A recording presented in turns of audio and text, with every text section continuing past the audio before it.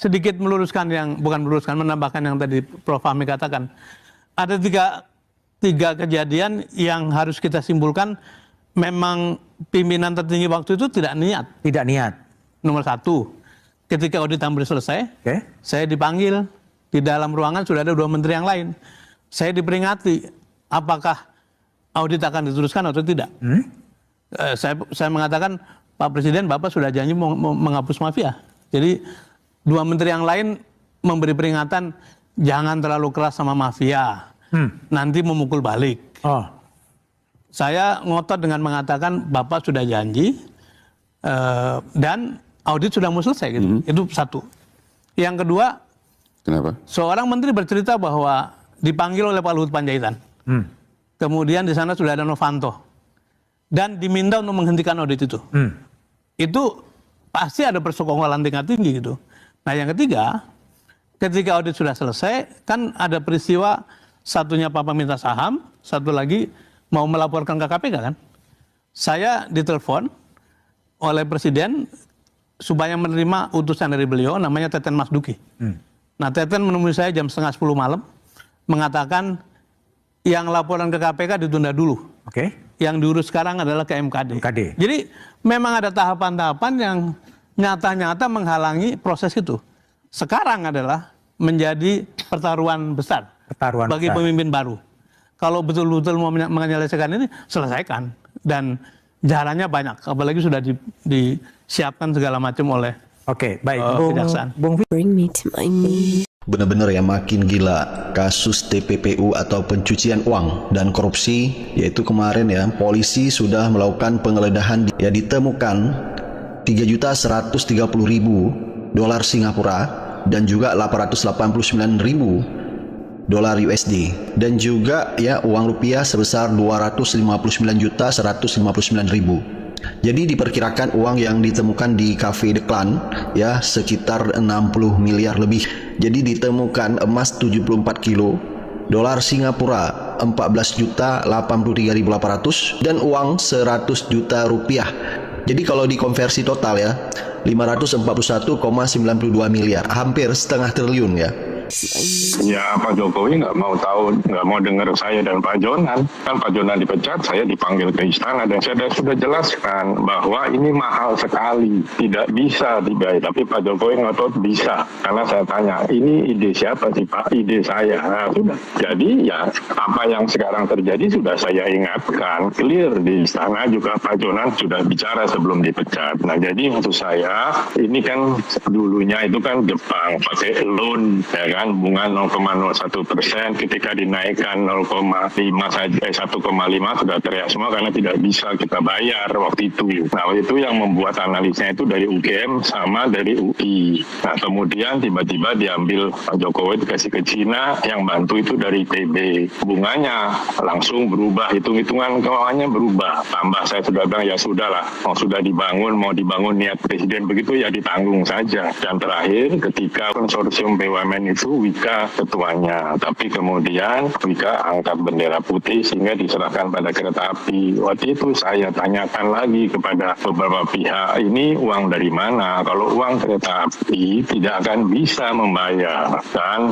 dia bilang, oh enggak, ini nanti uangnya lewat dari pemerintah. Nah, saya nggak tahu dari pemerintah maksudnya PBN atau apa. Ya sudah, jadi kereta api hanya cash saja, Pak, kasir saja. Tapi ternyata kan tidak. Tahun lalu pendapatan dari PTBA 6 triliun sudah diambil. Nah nanti terus bagaimana? Nah sekarang kalau keributan begini ya saya setuju dengan Menteri Keuangan, yaitu urusannya Danantara karena sudah diambil alih kan, kereta api ada di bawah Danantara. Nah jadi saya juga sudah ingatkan bahwa ketika Sri Lanka tidak bisa bayar utang pelabuhannya diambil dan jadi pangkalan militer Cina di sana. Nah kalau ini nanti tidak bisa bayar, apa Cina mau ambil? Enggak, mungkin Cina akan saya minta pelabuhan di Natuna misalnya. Apa kita mau katakan?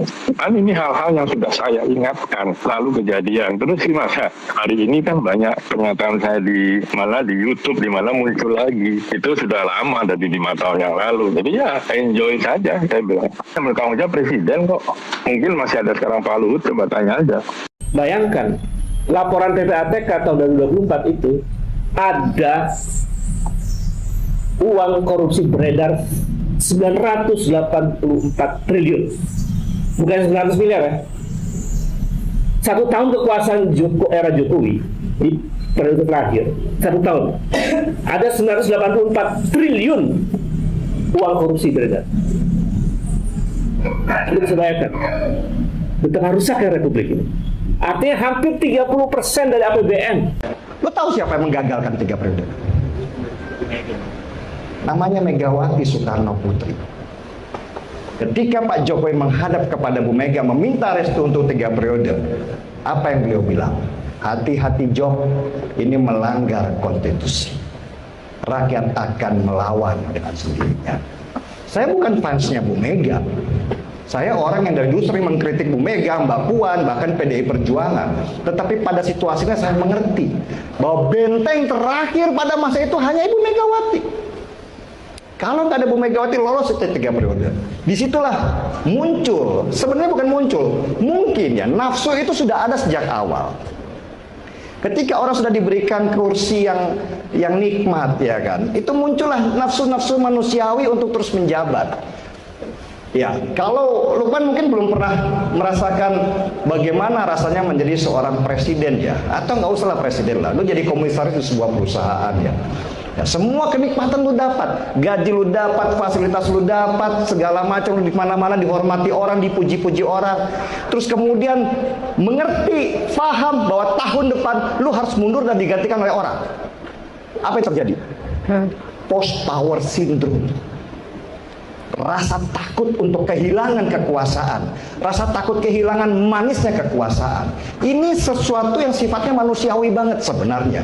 Hanya orang-orang tertentu yang bisa menguasai diri supaya tidak masuk ke wilayah ini.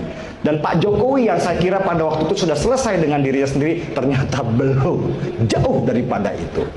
Mulailah kebencian terhadap Bu Mega digaungkan dengan kata-kata mak banteng dan segala macam, bahwa Jokowi itu adalah boneka partai dan segala macam. Itu udah digaungkan di situ sesudah 3 periode itu ditolak oleh Bu Megawati. Saya ingat, dan ingat dibangunnya KIB pada waktu itu, Koalisi Indonesia Bersatu. Pak Jokowi mempromosikan siapa? Ganjar Pranowo, rambut putih, ingat nggak? Ya kan? Saya ingat banget pada waktu itu, saya pikir itulah sinyal. Ternyata saya baru mengerti di belakangan, itu adalah sebuah cara untuk menarik seorang Ganjar Pranowo dari PDI Perjuangan dan menempatkannya sebagai calon presiden di Koalisi Indonesia Bersatu. Tujuannya apa? Menghancurkan yang namanya Megawati Soekarno Putri dengan partainya PDI Perjuangan.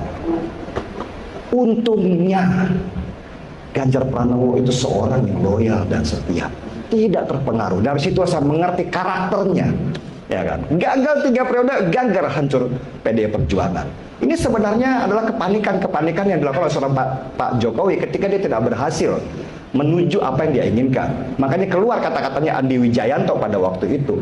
Yang sekarang Ya halo teman-teman, selamat datang kembali di channel Dewa Politik, tempat kita menguliti, menganalisis dan membongkar berbagai dinamika politik serta isu-isu strategis nasional secara rasional, objektif dan mendalam. Pada episode kali ini kita akan mengulas secara komprehensif 3 isu besar yang saling berkaitan dan menjadi perhatian luas publik. Pertama, perkembangan penyidikan kasus tindak pidana pencucian uang dan korupsi bernilai fantastis. Kedua, evaluasi kritis atas tata kelola dan beban finansial proyek infrastruktur strategis nasional. Ketiga yaitu pergulatan elit politik di balik layar, isu suksesi kekuasaan hingga upaya menjaga koridor konstitusi. Mari kita bedah satu persatu secara lengkap dan transparan. Bagian pertama yaitu pengungkapan kasus TPPU dan temuan aset raksasa. Rangkaian penegak hukum belakangan ini mengejutkan publik dengan ditemukan indikasi alur dana dan penyitaan aset bernilai sangat besar. Penyitaan aset dan mata uang asing dari operasi penggeledahan yang dilakukan oleh aparat penegak hukum, disita berbagai barang bukti berupa tumpukan mata uang asing seperti dolar Singapura dan AS, uang tunai rupiah hingga puluhan kilogram emas batangan. Jika diakumulasikan, nilai penyitaan tersebut diperkirakan mencapai ratusan miliar rupiah. Kedua itu misteri tempat penyimpanan dan dokumen raib. Tidak hanya di situ, penyidik juga mendalami penemuan brankas-brankas khusus yang tersimpan rapat di dalamnya.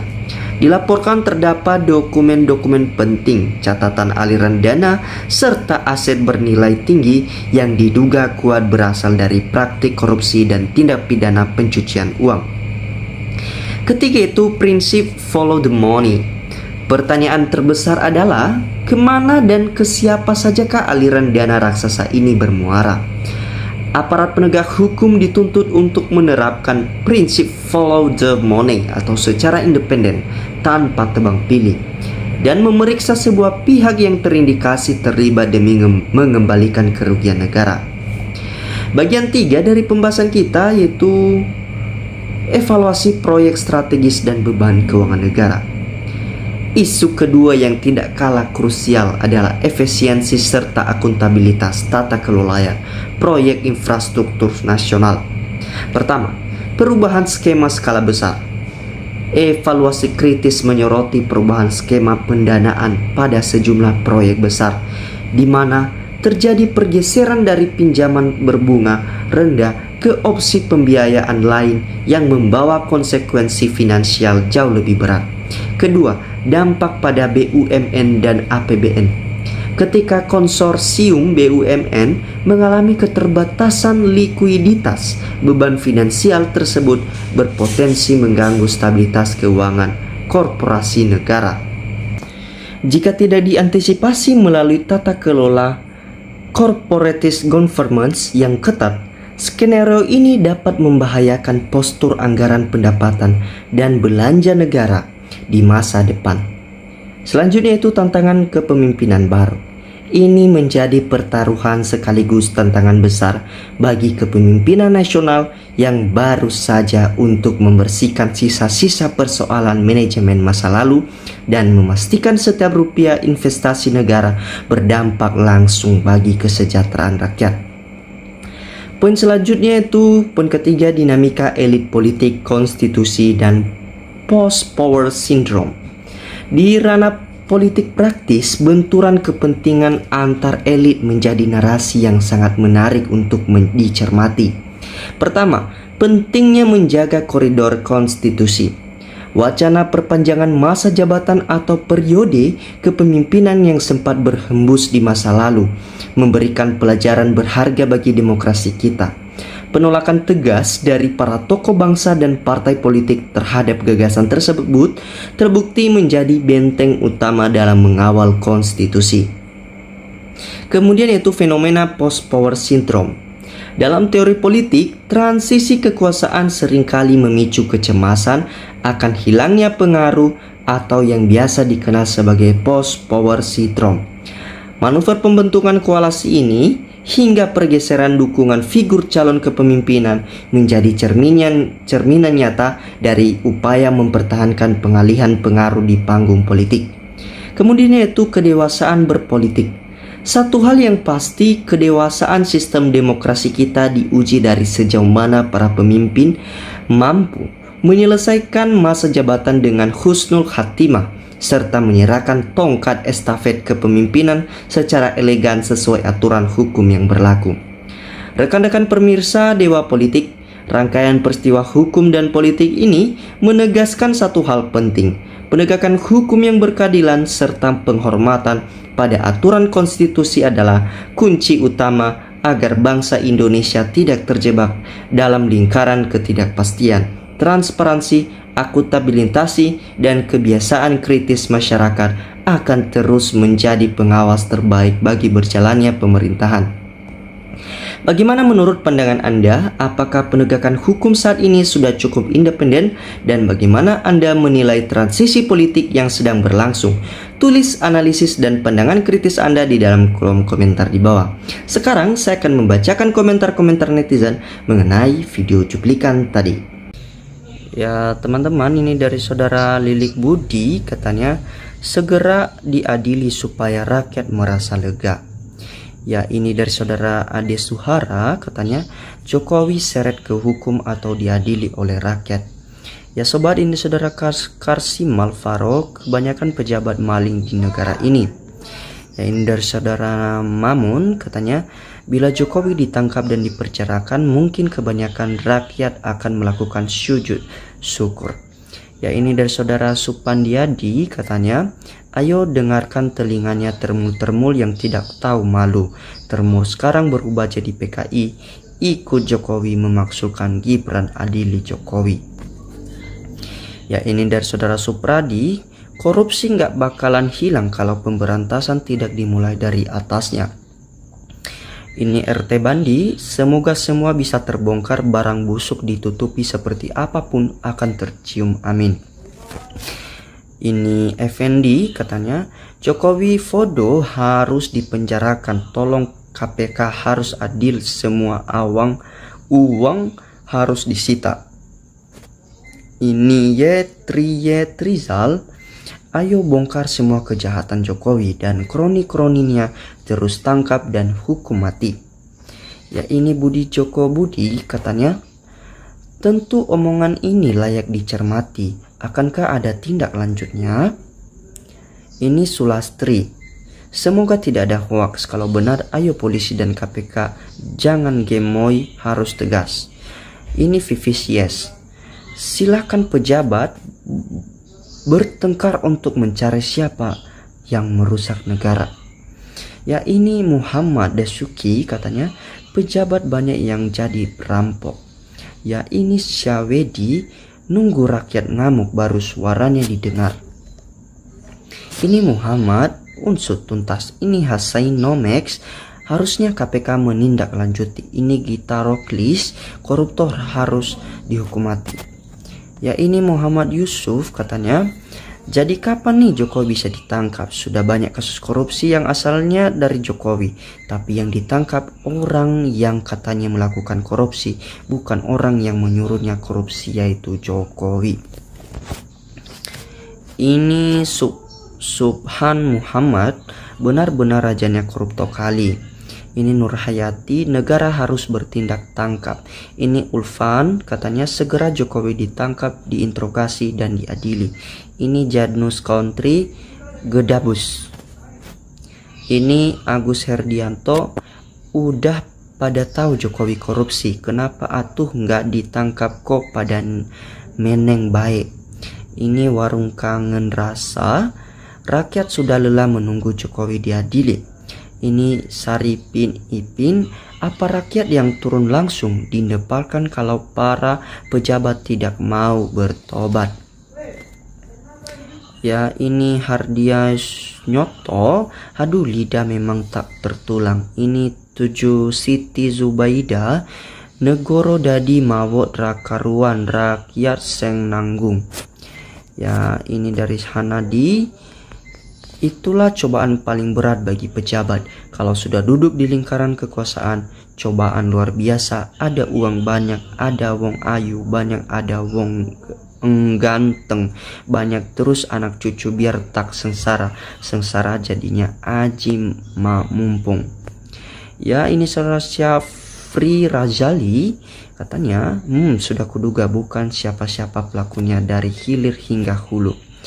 Jika Allah sudah berkehendak, tak ada yang bisa mencegah. Ini Ibu Diaswah, wah itu buat rakyat bisa sejahtera. Ini Ani Hanifah, lah samanya jangan bulk balik fakta. Ini Supitetuko, rakyat semakin tercekik dengan kebutuhan hidup sehari-hari.